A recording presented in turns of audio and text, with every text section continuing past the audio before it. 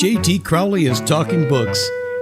On the show, you'll hear from emerging talent and seasoned veterans from around the world. Hello, I'm JT Crowley, and today I'm delighted to have on my show Andy Kirkwood. Andy Kirkwood is a British writer who today lives in Swanage, a small south coast town on the Isle of Purbeck, within view of the Isle of Wight, and it's a fabulous island, everybody, it really is. He was born in 1957, and Andy's profession was an electronics engineer. At 30, Andy elected to travel the world, completing 3 circumnavigations, and that must be something, everybody, and was shocked to witness firsthand the ravages mankind was inflicting on the natural environment that we all rely upon for life. So this is a fascinating book, everybody, and I really do need you to listen to what Andy has got to say because it is absolutely wonderful. Andy, please come and join me on the show. Thank you, John. I'd be delighted to. You're very, very welcome. Your book is amazing. It's so powerful and it is brilliantly written. Thank you so much. And we've had several chats, everybody. And they have been thoroughly enjoyable, and we've had a good banter. We have. So, Andy, it seems to me you've had what I might call a normal upbringing, whatever normal might be these days. So, what was it that kick-started your path to becoming an activist? Yeah, I had the great good fortune, really, to lose my job and at 30, so I decided to go travelling. Quite a big step for me at the time, and thoroughly enjoyed it. But the first circumnavigation of the world, everywhere I went was having the hottest, the coldest, the wettest, the latest, the earliest, the temperatures, rainfall, everything was off the scale everywhere. And I came back, this was 1987, and I came back and said, something's going on. I don't know what it is, but something's going on with the planet. And that was way before anybody started talking about climate change or global warming or anything, and nobody listened to me at the time. And so I started kind of trying to get that message out. And then the rest of the book is sort of the adventure of how you come, how do you do that? How do you get this out? Because a lot of us have issues that we feel very strongly about. We do. But how do you get that message across? People do some extreme things, don't they, to try and get it across. Fathers for Justice, dressing up as Batman and standing on a ledge all day in London or something. How do you get your message across? How do you get people to listen? How do you get people to act? And more to the point, how do you try and get governments to act in an appropriate manner? It's a very difficult thing to do. So that was that. Yes, I mean, we all have strong views on certain things, in climate change, and I agree with you there. Your book, Andy, explains your efforts in, trying to awaken people. I'm fascinated to know, could you tell us about this, this awakening? Yeah. This is what your book is about. Delighted to. Yeah. Well, it's the book really is multifaceted, but the first part is like an autobiography, a journey about how do you go about trying to awaken people? Because and I just sat down and thought about, what can I do about it? Well, first thing you do is you talk about it, you tell as many people as you can, try and light blue touch papers. You hope that people take the information on board and that they go and tell their friends, and you start some kind of avalanche that way. And then I thought about maybe just creating a website, sanity, and having, what would you choose? Would you choose the way it is because the way the world is not that great, or would you rather have it, a different way? And the difference between having it the way it is and the way that really works, it turns out is not that great. You don't have to make much of a sacrifice for that. And then I started doing satirical stand-up comedy, because then you've got an audience and you're making people laugh, and there are plenty of comedians who've done that. I'm a massive fan of Bill Hicks. He's one of my all-time favorites. who can get a message across in just a couple of lines, and he's absolutely brilliant at it. He does this sketch.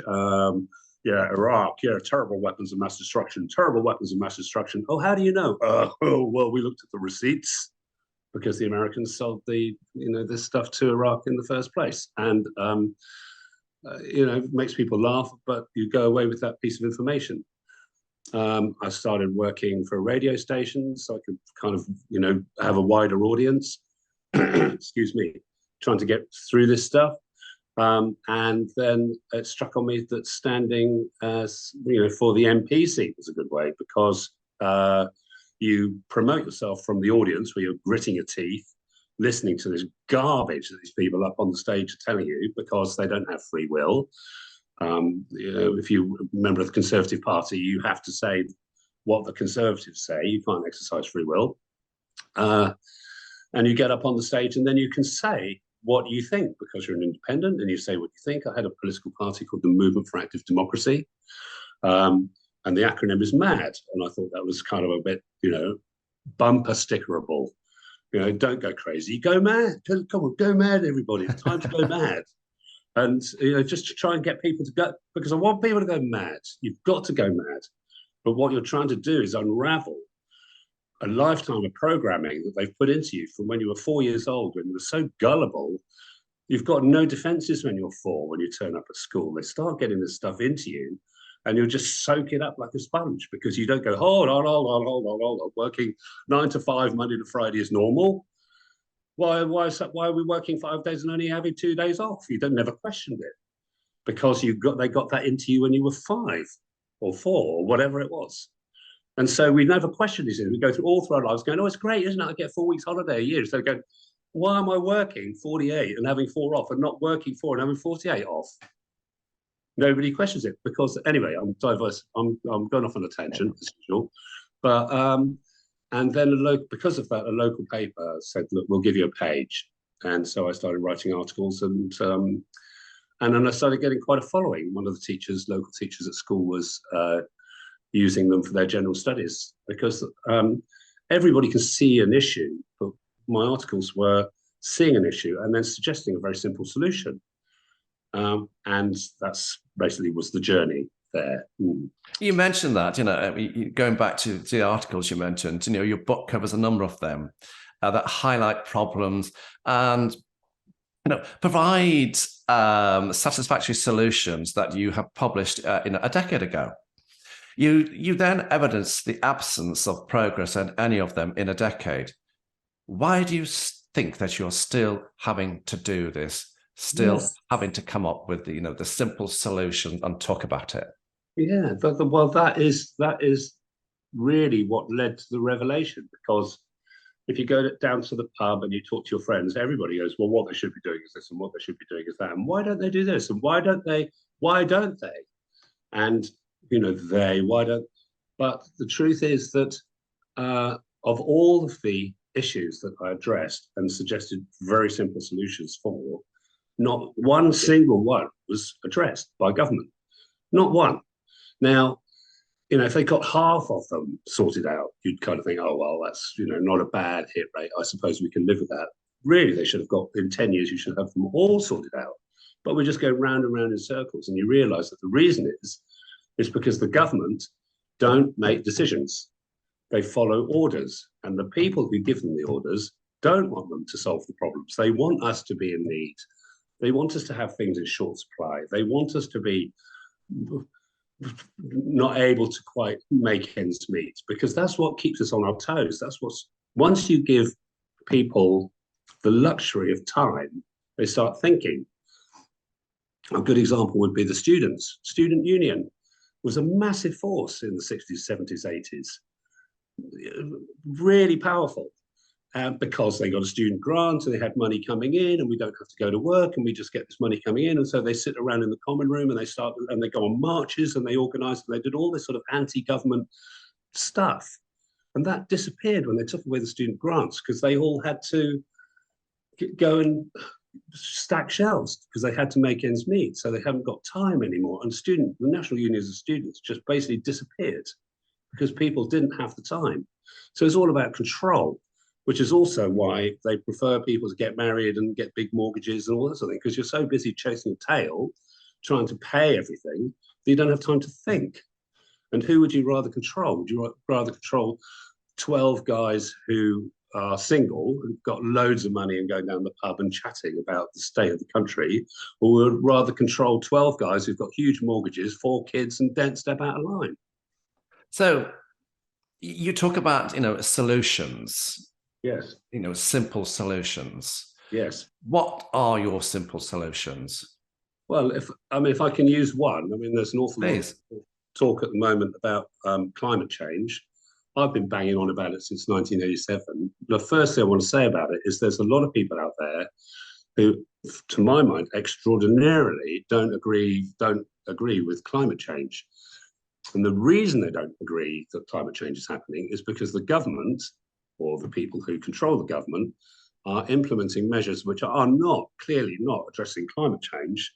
They're using climate change as a weapon. They're weaponizing climate change to increase control on our lives, like these 15-minute cities that are going to be springing up all over the place, where they're going to have barriers that stop you going from one part of the city to the other. That is not about climate change. That is about changing Britain into China. But they're selling it to us as this is a way of tackling climate change. Really? You're going to stop people driving around their city, but you can still drive up and down the motorway? That's going to solve climate change? It's a nonsense. It's clearly a nonsense. And it's an evil step to control. Smart meters, evil step to control, because they can turn your heating on and off as they choose remotely. You don't get a smart meter, whatever you do. And then, I've slightly lost where am I going here? So I want to bring you back here. Oh, yeah. I want to talk to you about, in your book. Oh, yes, sorry, that's right. You are talking, Andy, about... climate change. I was going to write about climate change. So, okay, this is how you solve climate change, John. You extract energy from the oceans. The tidal streams of the oceans don't happen just along the coast. They don't happen just along the beach. The whole Atlantic, Pacific, Indian Oceans are shifted backwards and forwards, or bulged up and down towards the sun and the moon 4 times a day. So we're talking wave power and we're talking solar power. No, we're talking currents, deep sea currents. Okay. Now the bottom. That's interesting. Bottom of the sea isn't flat. It's got hills and mountains and da-da-da. So you get currents focused in certain areas. Remember when the Kursk submarine had that problem, the Russian submarine, and they couldn't get a submersible down to it because they had 16 knots of current going past it. 16 knots of current. Air, I forget exactly, it's about 5 or 7 times denser. Water is 5 or 7 times denser than air. It's a huge amount of power. Whenever you stood in a tidal stream or when you've stood in the waves, you know exactly how much power is going on there. Deep sea turbines placed in an array on the seabed, then is completely predictable. It's not like wind, where we've got no wind today, therefore we've got no power. Completely predictable. You want to see how much power you get from it at 3 minutes past 10 on January the 14th, 2027? Well, let's look it up, because we know exactly how the tides are going to be running. And it's out of sight, it's out of mind, and it's energy forever and ever, amen. And because tidal streams run at different places at different times, you never have a downtime. This one's coming on as this one's coming off. And the really clever thing about it is that the sea relinquishes the energy as heat. So the more energy you extract from the oceans, the more you start to cool them. The more you start to cool them, the more you start to reverse climate change, global warming, because we're not a closed system. Some of the heat would then be radiated in space. Some of it stays in. We'll go back to the sea, and so you start combating climate change as well. So we've got infinite energy. The gravitational pull of the sun and the moon around the Earth is essentially a perpetual motion machine for us. It's and we're not tapping into it properly. And it's so obvious. It's such an obvious solution, but they don't want an obvious solution. They want us to be in need. And there's the thing. They will do loads of lip service about climate change, but they don't. They're not. They don't. I want to come to something else here, Andy, because you've already touched upon this, and you said, about in your book, you claim the government is not making decisions but following orders. Yes. Surely this is an extreme view for most people to understand. Now, I think you're talking about, because you're talking in your book about Chatham House. Yes. This is what you're getting at here, isn't it? Tell us about that. Okay. Well, if I start from the bottom up, excuse me, most people only see as far as their MP. We're told that we live in a democracy. We do not live in a democracy. We live in a representative democracy, but you never get that first word. It's exactly like saying, I'm on a diet. Oh, that's good. A chocolate cake diet. Oh, that's bad.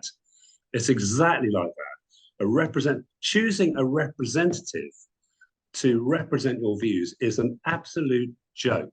How can that person, A, represent you, and B, represent 20 or 30,000 or whatever it is people in his or her constituency?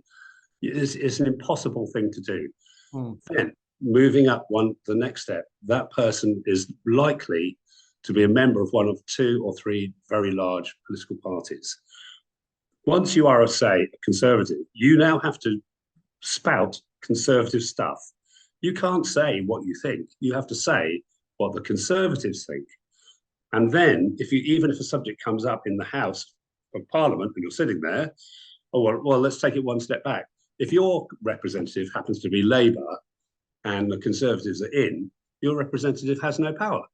So that's a complete joke anyway. Your MP has no power other than being a councillor for local issues.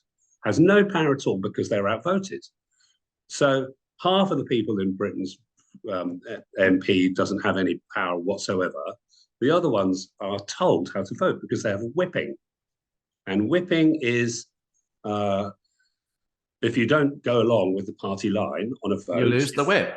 You lose the whip, and several things happen. 1, you don't become the candidate next time. 2, your career is in tatters because you sit on the backbenches and you're never going to go anywhere. You're never going to go on the telly. You're never going to be anyone. 3, if they really don't like you, they keep a dossier on every MP of all the nasty things that you've been up to in your private life, and suddenly those pictures from the sauna appear on the front page of the Sun, and your marriage is wrecked. And that's and they absolutely do that. That's well known. So the MP has no power. So moving up, if you supposing you are a yes man, you don't care about your morals, you just care about furthering your career, and you say yes to everything.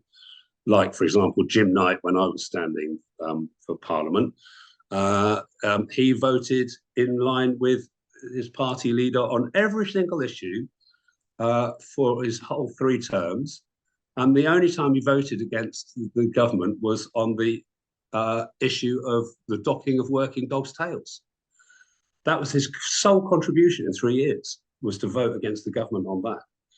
And it's a nonsense. So you've moved up into cabinet. So now you're really, you've just said yes all the time to everything, and you've been promoted, and now you're on the inner circle.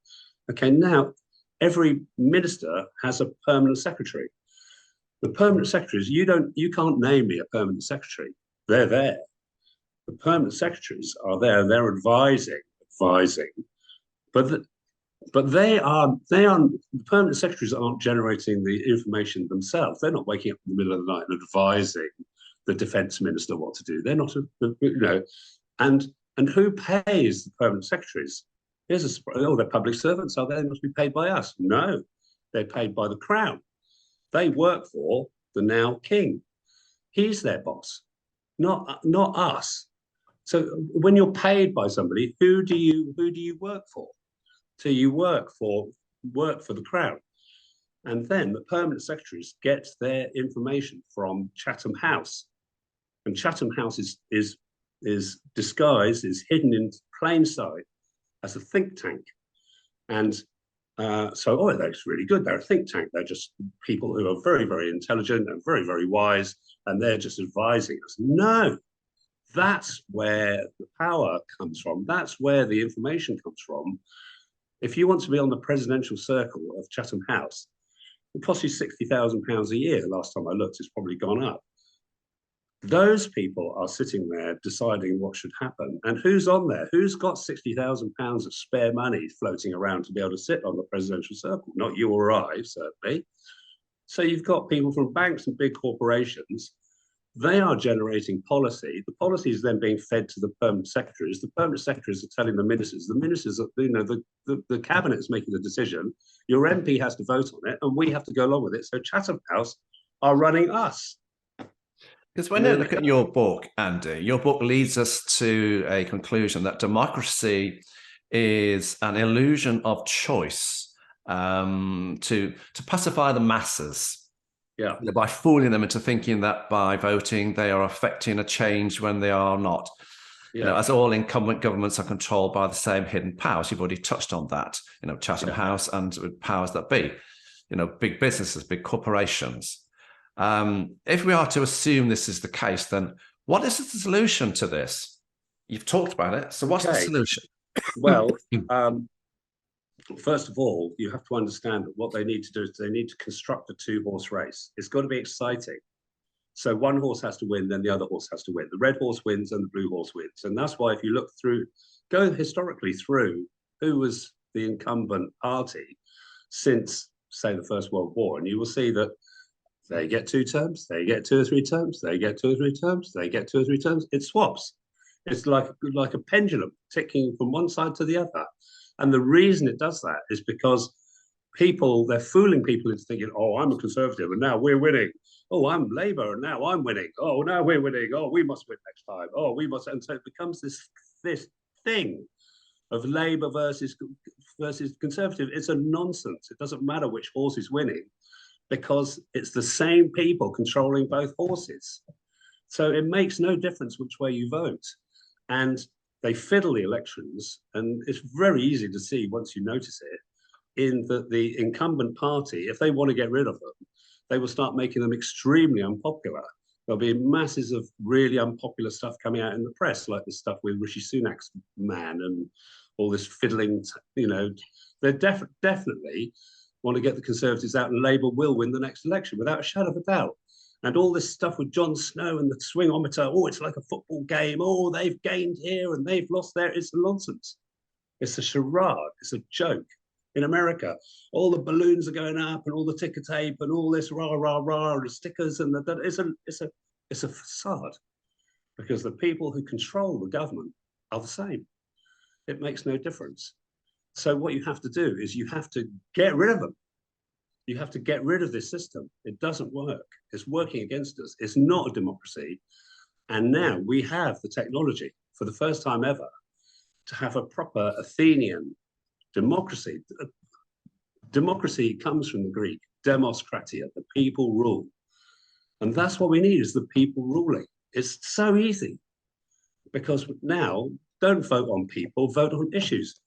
Do you want to have nuclear submarines? They're going to cost you a cool 120 billion. And by the way, Russia will probably lob a couple of nuclear missiles over if we do have them. Do you want that? Or would you rather have to spend the money somewhere else? Put in your national insurance number, put in your 7-digit PIN, have blockchain technology so that it can't be fiddled, so everything is kind of transparent, even though you have your identity hidden, and you just vote. Oh, I think I'm going to vote on that personally. No, I don't want that. There we go. I've just voted. And don't make it a yes or no decision. Yes or no is a nonsense. How much do you want it? Out of 10, how important are nuclear submarines to you? Well, for me, they're only 1 out of 10. Oh, for me, they're 8 out of 10. Well, fine. That's fine. And then what happens is everybody puts their input as to what they want. This is our country. Our country. We pay the taxes. We are the people. This is our country. It's not their country. We're just serfs. We're subservient to these people who are raping us, taking our finances, controlling us, ushering us about, causing us trouble. Get rid of them. And the only way to do that is to win an election. You need people to stand, and you need people to win an election on the basis that we have direct democracy. One person one vote on everything. And then Interesting, you can yeah. decide. And then a conversation down the pub with your mates isn't just a conversation down the pub anymore. You are actually deciding your future, because forget what government thinks. What do the people want? And then that's the solution. So, I mean, a lot of this is in your book, which I've read, and it's fascinating. Good. I just want to move. I want to I'm move happy. on I'm here just happy a you're little. finding it fascinating, John. Yeah. Absolutely. Andy, what's next for you? Are there any more books coming down the line? Because you've done this one. Are you going to write any more books? Yeah, I already have written a book. It's a travel book, very, very different. It's called Across the Darien and Other Bonkers Escapades. Yeah, so it's a travel book. It was about. So there's more to come from Andy Kirkwood. Yeah, it's more. Yeah. There you go, everyone. Yeah. Andy, who do you see as your market for your book? But more importantly, who would you like to see reading your book? Young people. Everybody needs to read this book. It's about awakening a sleepwalking population. People don't like to be referred to as sleepwalking sheep. The thing to remember, John, is that I was also one of those people. The first time somebody told me that the Prime Minister wasn't in control, I thought he was insane.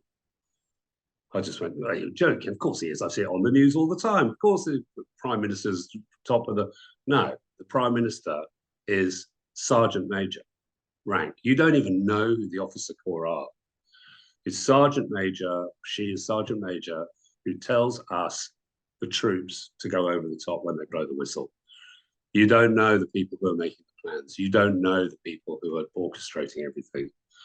But if you think the government is once you realize that the government is not at the top, that the government is not making decisions, it all starts coming clear.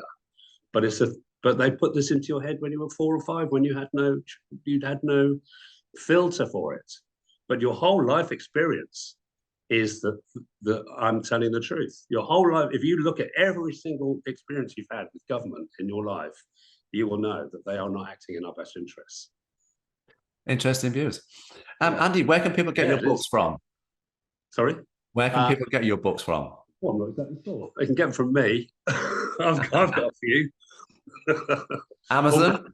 All my friends and family got for Christmas. Yeah, you can get them on Amazon. And I don't know, all these famous sort of book stories kind of places. Yeah.